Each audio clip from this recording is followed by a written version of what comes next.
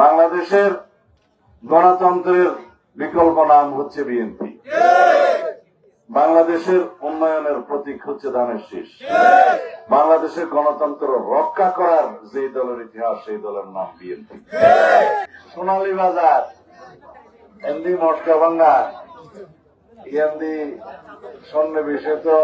এলাকা কি রূপাই খালো এবং ফেলকসর কেউ আছে মামলায় সুতাচূড়া ইনভেকিনের স্টেশন তো ইয়া আইজো শুরু হয়ে দেরি মাজুতে আমামলি কতদিন নতাইলে এনলে তাই চলে এই লবণের দাম বিএনপি আসছিলেন একটা পুরোপুরি নব ন্যায্য মূল্য নিশ্চিতারা করছিলাম না ইনশাআল্লাহ। এখন লবণ আমদানি করবে বলে হইয়ে অস্থায়ী সরকার একটা ঘোষণা দিয়ে এছাড়া তো অভিজ্ঞতা নাই। আর মাস দেড় মাস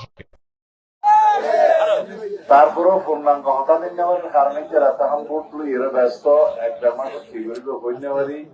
ইনশাল্লাহ। এদূর হচ্ছে যদি বিএনপি সরকার প্রতিষ্ঠিত হইলে এদেশের লবণের ন্যায্য মূল্য প্রতিষ্ঠিত আগেও আমরা বুঝছিলাম ইনশাআল্লাহ। তারা কাছে আগেও সরকারের তাই এখন অনুরোধ করছিলাম, এখনো আবার করি। রাস্তাহীনের মালিকটা অনরা, রাস্তাহীন ঠিক রাখিলে লাভবান অনরা, মালামাল পরিবহন করলে বালা বেশি চলিবেন অনরা। 25 বছর রাস্তা নষ্ট হয়ে যাবে এখন হারান হইলে আরা বেশি লাভ করতে চাইয়ে অতিরিক্ত বোঝাই করি ট্রাকের মধ্যে। তো ট্রাকের ওজন একটা কমাইলে বালানো নিচুর দেখা তেরফাল দিয়ে হানি নজরে ভাঙ করিয়ে যদি আরা লবণ পরিবহন করে তুলে রাস্তাও ঠিক থাকে, আমরা ব্যবসা হয় এবং 25 বছর সরকারের রাস্তা বানাই দেওয়া রিপেয়ার করা হওয়ানো হয় হইলেও কি রিপেয়ার 25 বছর গরিব কারণে কষ্ট হন অনরা বাড়ি। আমরা নিজেরাই চিন্তা করি চাইবেন যাতে অতিরিক্ত বুঝাই করিয়ে ট্রাক নলিবেন এবং ট্রাকের মধ্যে তেল ফেললে নেন ভাবে দিগন্ত যাতে রাস্তার মধ্যে পানি বেশি নজরে রাস্তা ঠিকই থাকে। আর পানি ধরলে বিয়ানো হজলের মধ্যে অ্যাক্সিডেন্ট হয় বিভিন্ন মহাসড়ক আমরা যান ইয়ান ওনার কাছে একখানে আবেদন অনুরোধ। আর বুড়োর হতাশ হইয়ে ওনার কে বিরক্ত বিষয় না রে আজ ওনার সন্তান ওনার পোয়া ওনার পুরান মানুষ 30 বছর আগে হইতে ওনারা আরে বুদ্ধি আইসো ভালোবাসো। আজ যে ওনারা ছিলাম দিও তো আর বউর ওনারা আর তো আর বেশি বুদ্ধি ওনার কাছে কি আর সারা জীবন সমস্ত ভালোবাসা দিয়ে ওনার কৃতজ্ঞতা শুধু হয়েছে আর জীবনের শেষ নিঃশ্বাস যতদিন শেষ নিঃশ্বাস আছে ততদিন পর্যন্ত আমরা ভালোবাসার বন্ধনে আবদ্ধ থাকি। আগেও আসছিলেন ওনারা আরে ভালোবাসার বন্ধনে আবদ্ধ রেখে আর জীবনের একখানি সাধনা একখানি উদ্দেশ্য এই দেশের মাটি মানুষ এবং এলাকার যাতে উন্নয়ন করতে পারি, মানুষের সেবা করতে পারি, দিনের খেদমত করতে পারি। আল্লাহ কবুল করছি। আরে শেখ হাসিনা গুম করিয়ে হত্যা করিবার উদ্দেশ্যে ভারত ফেলাই দিয়ে আরো হত্যা করিবার উদ্দেশ্যে গুম করছে। এর আরো অনেক নেতা কর্মী হলো এদেশের মধ্যে গুম করছে হত্যা করছে। ওনারা দোয়া করছিলাম, রোজা রাখিয়ে দোয়া করছিলাম, নামাজ পড়ে দোয়া করছিলাম, ওনার সন্তান ওর বাচ্চা রাখি বলে আল্লাহ দোয়া কবুল করছি। আমি জীবিত আছি, ওনার সামনে আব্বা থেকে ওনারা সালাম দিতে আসছি, ওনারা তো দোয়া চাইতে আসছি, নানস সালাম যোগ্য ভোট চাইতে আসছি। আই কি গরম করে যাই বললা এই অবস্থা আছে না, আইও বড় গিয়ে দিতেও আর তুই 68 বছর বয়স বড় হইল গিয়ে কিনে আগে না তোমরা দূরে বেশি করতে যা করে যাইতে জন্য আমরা তো আর প্রতিনিধি হিসাবে বিএনপির প্রতিনিধি হিসাবে ঘরে ঘরে যাইয়ে রে সালাম দিয়া করিবে আমার পক্ষে দোয়া চাহ করিব, নানস চাহ কবুর চাহ করিব, চাইবেন না? এটা আর আল্লাহ বলে কোনো দল আছে না? সমস্ত বেতন আর ভাই বেড়াদর মনত যে দল করিব গরব কিন্তু দানা ছাড়া তো গোপন দিতে হবে এই দেশের বলি আর এখনো দলমত ন যায় আর বেক্ষণের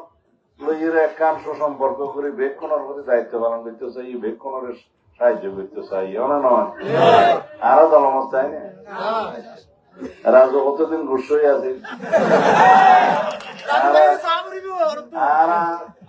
আর ফাটির মধ্যে একখান সিদ্ধান্ত আছে যে ফাটির এই সময় সিদ্ধান্ত নমানিয়ে যারা নির্বাচন করিব আওয়ামী লীগের সহযোগিতা করিবার মতো একখান কর্মকাণ্ড হইব এ কারণে নীতিগত ভাবে আর বাংলাদেশের মধ্যে যারা প্রার্থী তারা তো বহিষ্কার করা বুঝছি আর কি মনত বুঝি না নীতিগত ভাবে দলের একটা সিদ্ধান্ত অনুসারে ওকে খাই লাগে হইয়ে না আর বাংলাদেশের যারা পার্টির নির্দেশ ন মানে তারা বেক্ষণ বহিষ্কার এখন আইন দলের পক্ষে রাজু বহিষ্কার সত্যি আর করা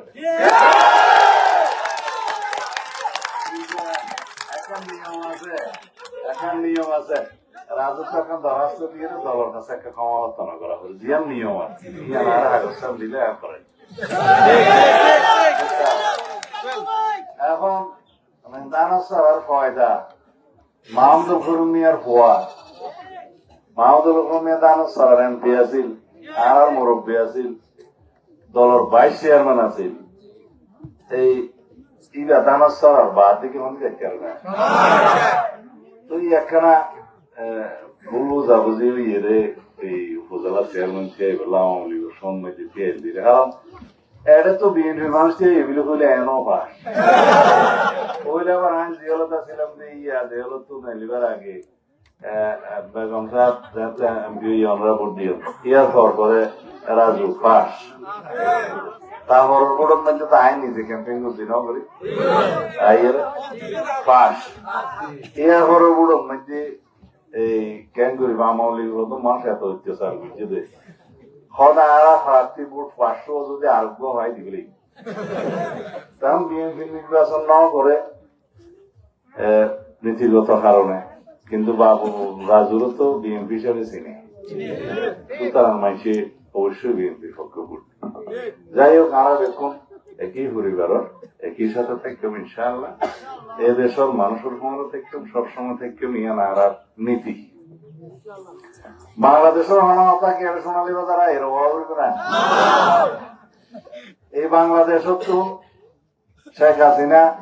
ফেসিস্ট স্বৈরাচারী আওয়ামী লীগ বাকশাল বেগুন পতন নিয়ে ফলায়ন এছাড়া বাংলাদেশের পক্ষে মহদিন ন আছে গণতন্ত্রের পক্ষে মহদিন ন আছে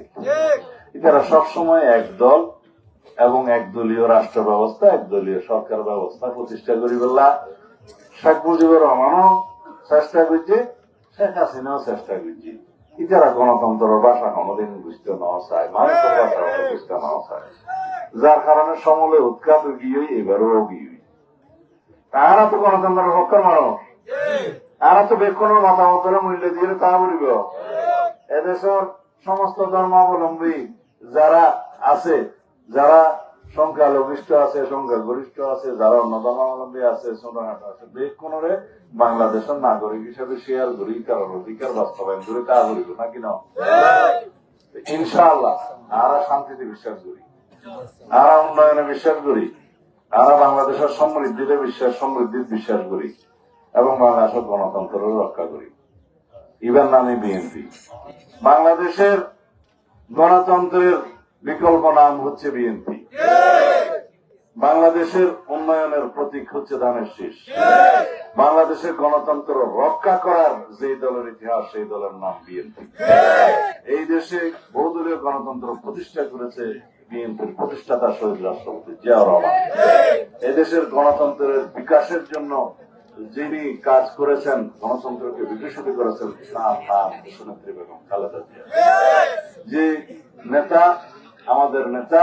জনাব তারেক রহমান ফেসিবাদের বিরুদ্ধে সংগ্রাম করতে করতে এই ফেসিবাদের পতন ঘটিয়েছেন